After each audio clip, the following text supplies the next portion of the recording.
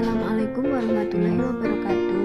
Di sini kami dari kelompok 7 yang beranggotakan Widiani Rahma Ruswandiana, Muhimmatul Khairiyah, Risha Nur Khalidah, dan Gelayaza Orisa Wahyudi.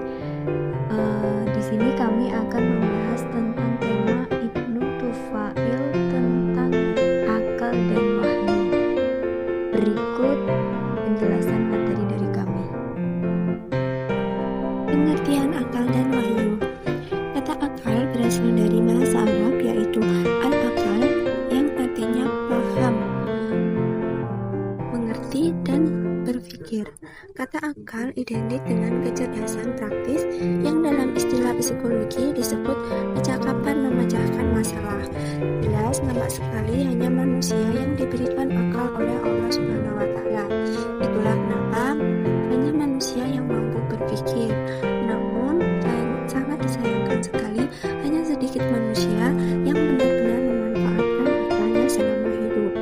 Dengan akal manusia dapat berpikir dan merenungkan apa yang ia lihat, ia rasakan, dan ia jalani. Padahal dengan akallah manusia dapat lebih dekat dengan Sang Pencipta dan dapat memahami tujuan ia hidup di muka bumi ini. Kemudian pengertian wahyu. Wahyu juga berasal dari bahasa Arab, yaitu al-wahyu yang berarti suara, bisikan, isyarat, dan tulisan. Wahyu merupakan dasar terpenting bagi pengetahuan agama.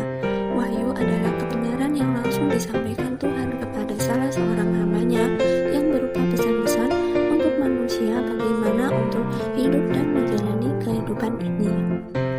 Selanjutnya, riwayat Ibnu Tufail. Ibnu Tufail memiliki nama lengkap Abu Bakar bin Abdul Malik bin Muhammad bin Tufail Al-Khaisi Al-Andalusi.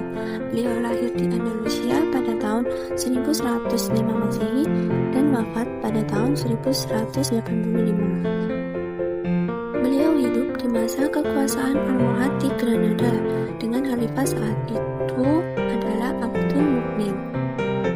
Ibnu Tufail terkenal dengan salah satu karyanya yang fenomenal, yaitu novel Hai bin Yaqzan, yaitu hidup anak dan bangunnya, yang diterjemahkan dengan novel berjudul Philosophus Autodidactus dan juga diberi nama Asrarul Falsafah Al-Masyriqiyah atau rahasia filsafat Tuhan, yang bermaksud bahwa intelek manusia berasal dari intelek Tuhan. Ibnu Tufail juga berpikir tentang alam dan bagaimana proses-prosesnya serta agama dan bagaimana kemunculannya. Kemudian beliau merangkum hasil-hasil pencerahannya dalam karyanya yang terkenal. Selanjutnya saya akan menjelaskan poin mengenai Hai bin Yaqzan. Hai bin Yaqzan merupakan salah satu karya dari Ibnu Tufail yang mana menceritakan seorang bayi yang baru dilahirkan kemudian dihanyutkan oleh orang tuanya di laut, yang mana bayi tersebut adalah hasil perkawinan raja dan pengawalnya. Namun sayang, bayi itu malah terdampar di sebuah pulau yang di sana ia dirawat oleh seekor rusa betina. Ketika Hai bin Yaqzan berusia 7 tahun, sang rusa betina tersebut mati dan Hai bin Yaqzan pun harus bertahan diri di dalam pulau secara mandiri. Dari pengamatannya, ia keheranan kenapa rusanya mati.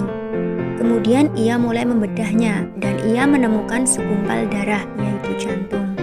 Dan ia menyimpulkan jika jantung berhenti, maka tandanya berakhirnya kehidupan. Selanjutnya, poin berikutnya yaitu hikmah Hai bin Yaqzan. Hikmahnya apa saja? Yaitu sebagai berikut. Hai bin Yaqzan sebagai lambang kekuatan akal dalam mencapai suatu kesimpulan atas keyakinan kepada Tuhan. Kemudian tokoh Absal sebagai lambang hidup tokoh agama yang dengan memikirkan wahyu sebagai kebenaran, lambat laun sampai kepada keyakinan kepada Tuhan. Kemudian keadaan sekitar sebagai lambang fakta-fakta kehidupan.